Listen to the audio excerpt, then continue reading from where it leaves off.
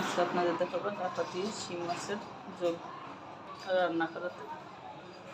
তেল দিয়ে দিলাম আর এখন দিয়ে দিলাম এখন দিয়ে দিব লবণ বাটাগুলোতে, দিয়ে দিব একটু রসুন বাটা, দিয়ে দিব হলুদ, দিয়ে দিব ধনিয়া গুঁড়া পরিমাণ মতো, দিয়ে দিব জিরা ফাঁকি পরিমাণ মতো, সামান্য একটু চিনি দিয়ে বাটাগুলোতে ভালো করে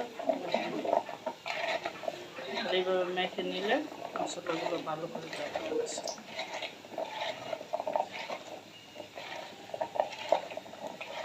মেখে নিলাম, পেঁয়াজটি ভাজা হয়ে গেছে। এখন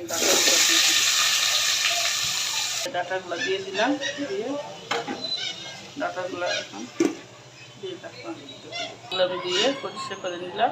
এখন দিয়ে দিবি একটু লবণ, শিং মাছগুলো সামান্য একটু জিরা ফাঁকি, হলুদের ফাঁকি, একটু মরিচের ফাঁকি, মাছ দিয়ে দিবে একটু ধনিয়া ফাঁকি, সামান্য একটু তেল দিয়ে মাছটিকে ভালো করে মেখে আমি এইভাবে রেখে দিই। এখন ঢাকনা করে ডাটাগুলো নাড়াচাড়া দিলাম। ডাটাগুলোকে আমি ভালো করে নাড়াচাড়া দিই। ডাটাগুলো একবারে ভাজা হয়ে গেছে। আমার গরম পানি দিয়ে দেবো, মাখানো মাছগুলো দিয়ে দিই।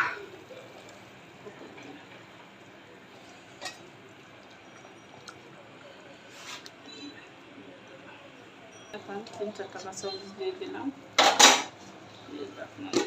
ঢাকনা খুলে ডাটাটা নাড়াচাড়া দিয়ে দিব। আর একটু সিদ্ধ দিচ্ছি, এখন ধনিয়া পাতা দিব, দিয়ে নামিয়ে নিব। কেমন দেখতে পেয়েছে আমার তরকারি রান্না করা, অবশ্যই সবাই কমেন্টস করে জানাবেন তরকারি কালারটা কেমন হয়েছে।